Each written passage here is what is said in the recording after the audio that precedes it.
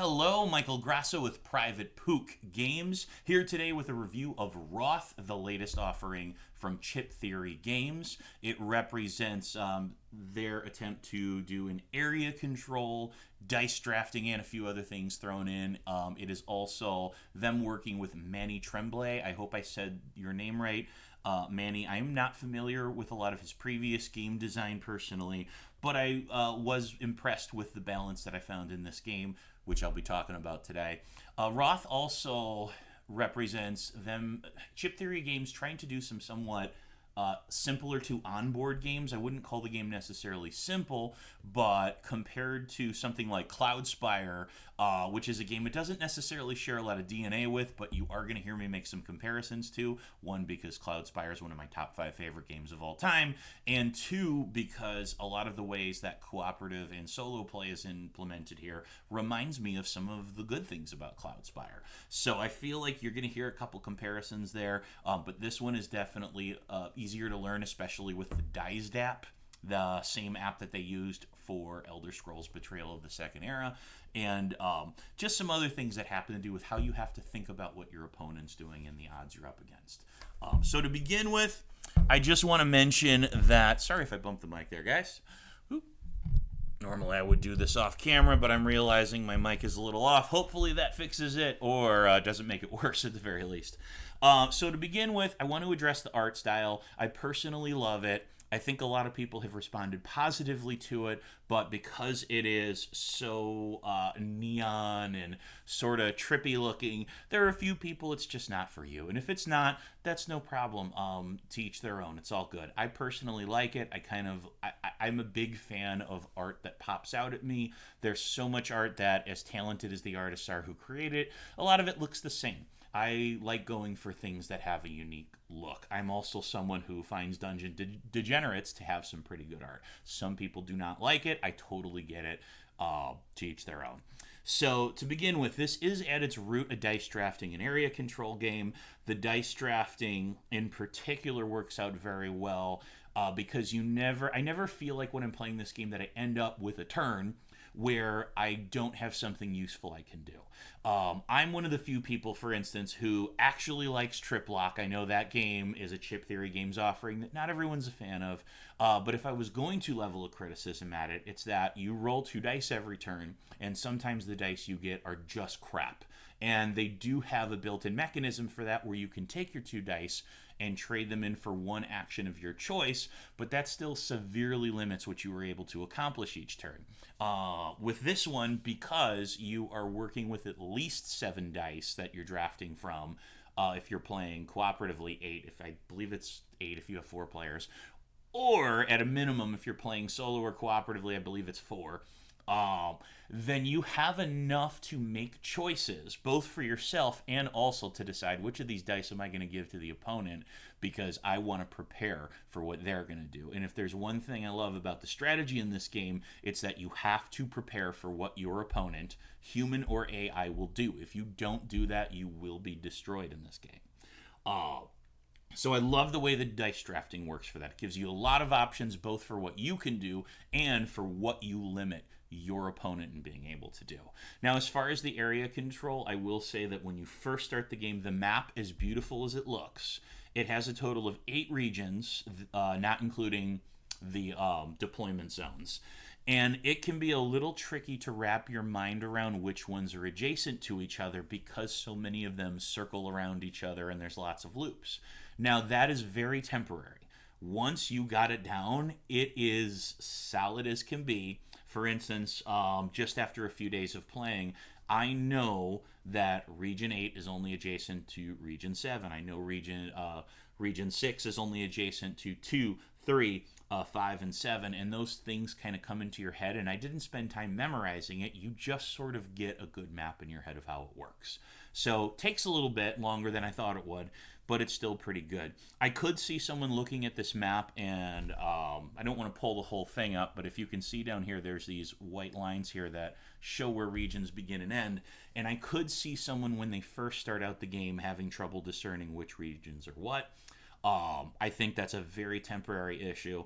I also have found that with the beaches, quote unquote, the beaches are where in a competitive game you're deploying your troops from, the beaches, it took me a little bit to understand that the beaches all around the entire area of the map are all one zone. That was a little hard for me to get my mind around the fact that, well, we're deploying to different areas of the beach. Me and my opponents are deploying to different sides of the beach, but it's all one zone. And that seems weird until you realize the beach is only a deployment zone. Nothing else happens there other than your troops being deployed and getting ready for battle. And then once that happens, there's a whole host of mechanics you can exploit for, and I mean exploit in a good way, like strategy. I shouldn't say exploit. That sounds like you're breaking the game. You're not. But keeping your soldiers on the beach or your troops on the beach can be advantageous until the time is right, and that's what the beach is for. Now, I also would say that this is a game where points play in quite a bit. I usually tend to shy away from games that focus on points because, to me, it just always seems like, it's like, well, that brings us back into like Pac-Man feeling, arcade feeling. In this instance, I think it works. I know for the competitive mode, the points make sense. Controlling an area gets you points. Having total control of an area with no other folks there gets you points. Having certain elite troops gets you points.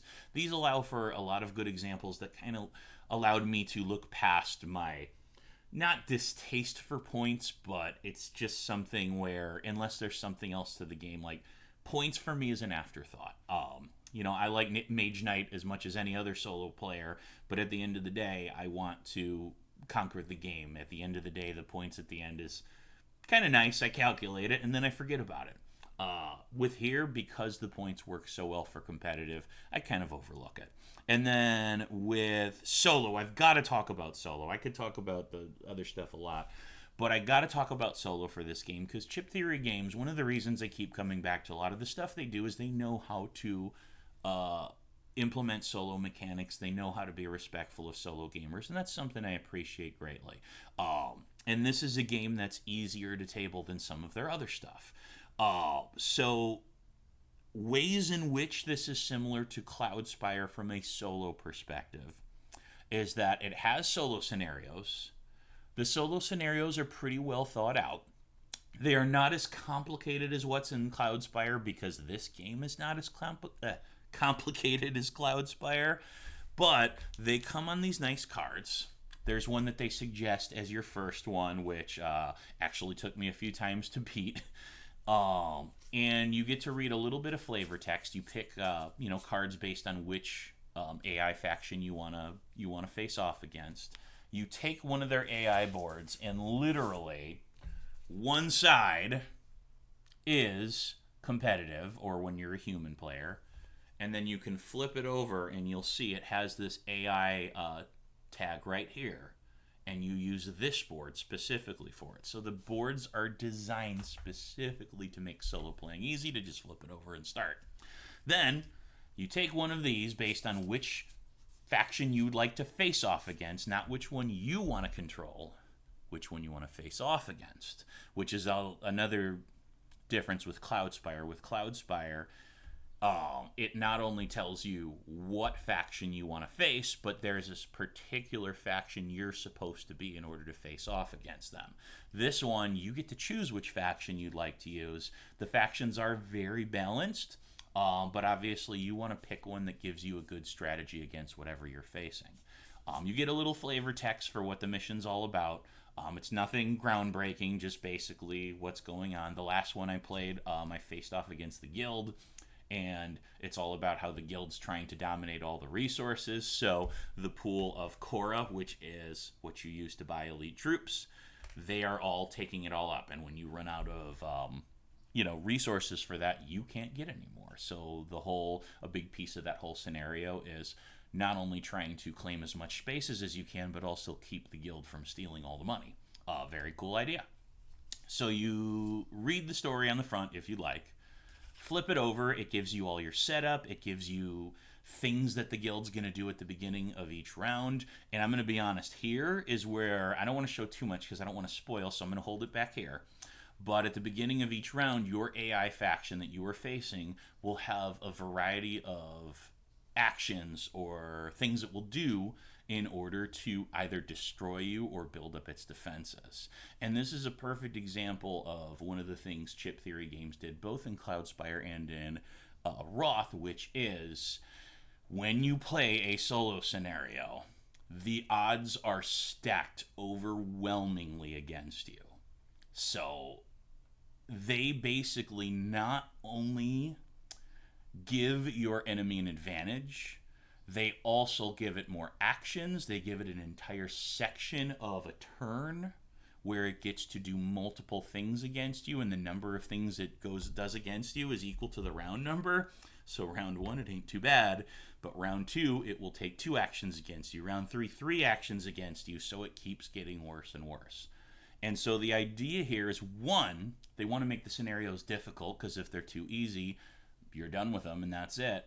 But also, they really want you to think about what you have to do to win this. And like I said, if you are not paying attention to what actions are up ahead of you, you will be obliterated. And that's one thing that I liked about Cloudspire. It forces you to learn how to play your factions well. It forces you to learn how the game works, but it also forces you to learn how another faction you're competing against can absolutely destroy you with its game mechanics. And then how do we go against that? So there's a lot of good balance with this. Now, I did find there are some solo scenarios that are ridiculously hard, some that are a little more easy, but generally speaking, it's pretty well balanced, and that's kind of what I would expect from Chip Theory Games. So that's kind of where we're at with this. Negatives, I hesitate to say negatives, because the first thing that comes to mind is I don't see this as being anyone's favorite Chip Theory game or anyone's favorite game. If you like area control, and I haven't played a ton of area control, but I do enjoy it. I know the board game club that I run at my job, the kids love Risk. I was thinking about introducing this to them. I feel like it's maybe just a little too complex for them, but cross your fingers for me, because I'd love to.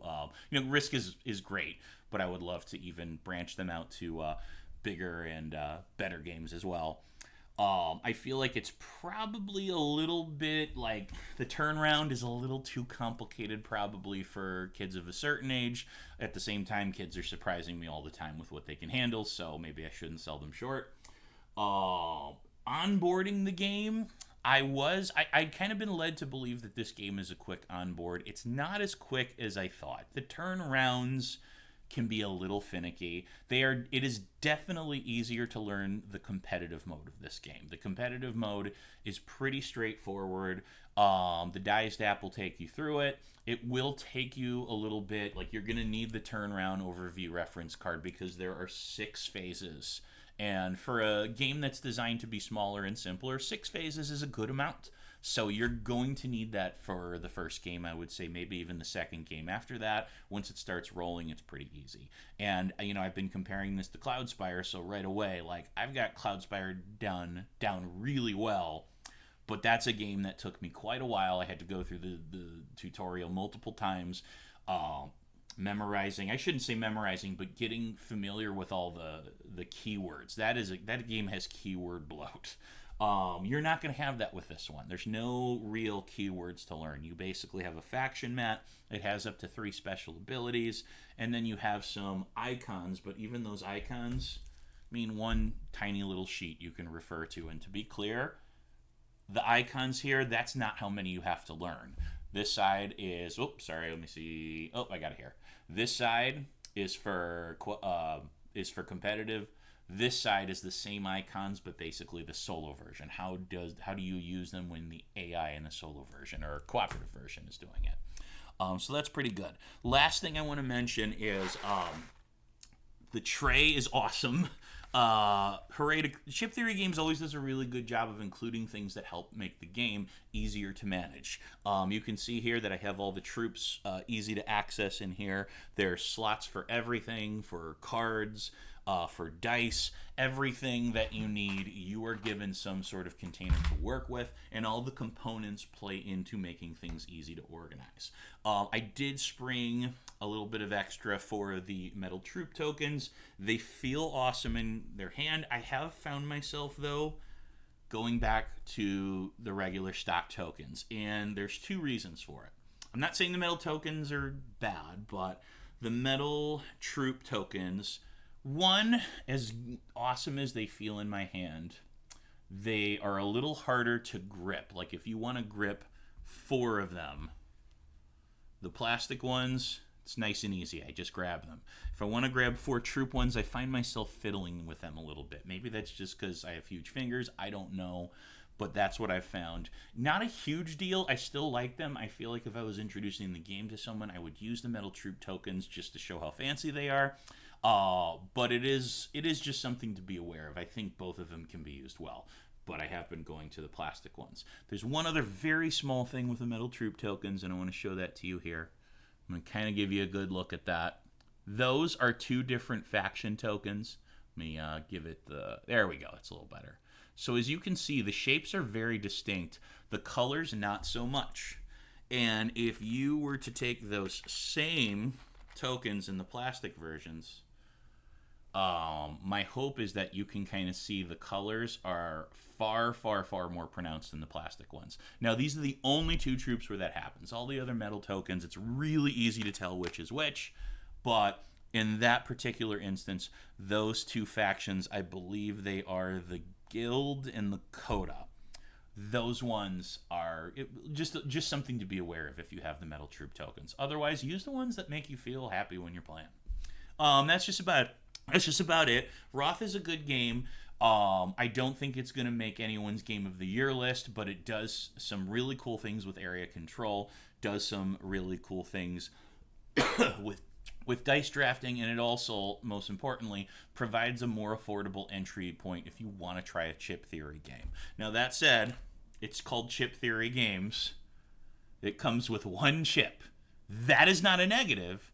Just be aware that if you're looking for the chips, if you're looking for this particular component in the game, you're not going to get as many of them. You are going to get the neoprene mats. You're going to get awesome quality components. But, you know, this game, for very good reason, doesn't exploit the chips, and I'm actually glad it doesn't. The troop tokens work much better in this instance. So thank you again, Chip Theory Games, for making a good game. Please hit subscribe. Give me a like, thumbs up. Other than that, have a great day.